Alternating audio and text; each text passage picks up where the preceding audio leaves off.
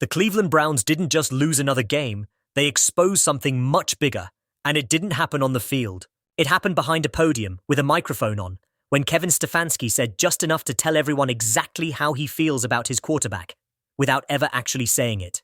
Because if you were listening closely, this press conference wasn't just awkward, it was revealing. And for Shadur Sanders, it might have been the most dangerous moment of his young NFL career. This all started after another Browns loss at home. Not on the road, not in bad weather, in Cleveland, in front of their own fans. And once again, the offense looked stuck in mud, pressure up the middle, receivers failing to separate, an offensive line collapsing like it's allergic to blocking. And yet somehow, the post-game conversation wasn't about protection, play design, or accountability. It was about deflection.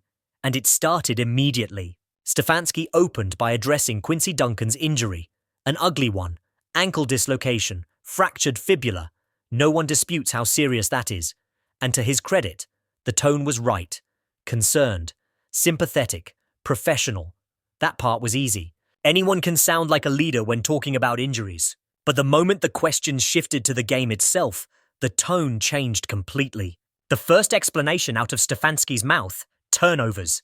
He leaned hard on the turnover margin, said, "It's tough to beat a good football team when you're on the wrong side of it." And sure, that's technically true. But what caused those turnovers? That's where things got uncomfortable, because answering that honestly would have meant pointing fingers at protection, play calls, and preparation.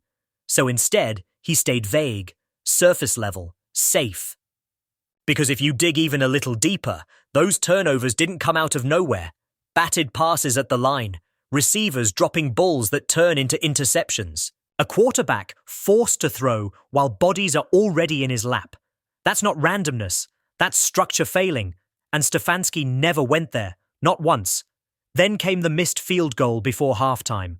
Another momentum killer, another chance to explain something meaningful.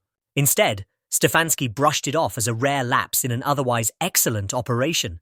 No breakdown, no adjustment talk, just another shrug disguised as confidence. And at that point, it was becoming clear. This wasn't a press conference meant to clarify, it was meant to survive. But everything shifted the moment Shadur Sanders' name came up.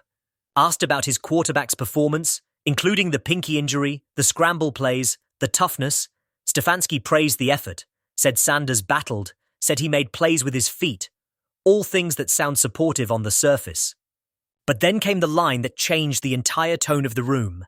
There's always room to grow for a young player. That sentence didn't sound like coaching. It sounded like distancing, because context matters. Sanders just went toe-to-toe with one of the league's best teams behind one of the league's worst protections. He played through pain. He extended broken plays. He kept drives alive that had no business surviving. And the takeaway wasn't resilience, growth, or leadership. It was room to grow. That's not encouragement. That's a hedge, and it got worse. Later, a reporter gave Stefanski a gift-wrapped opportunity.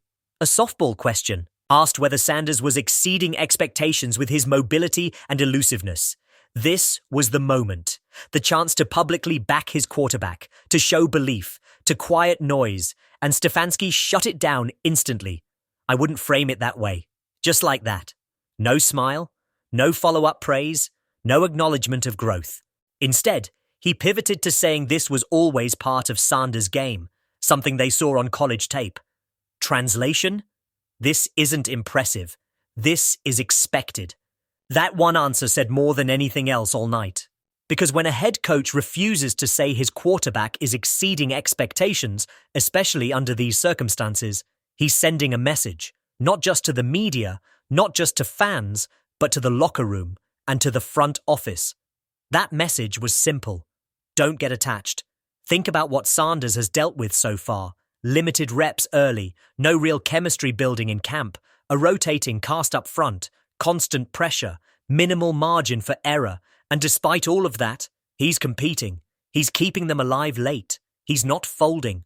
And yet the coach standing beside him won't say he's doing more than expected. That's not neutral. That's intentional. And once you notice it, everything else from the press conference starts to feel different. Take the offensive line questions. When asked about the pass rush on the final possessions, Stefanski said he didn't know if there was one specific thing Buffalo did. That answer should have set off alarms. Beaker.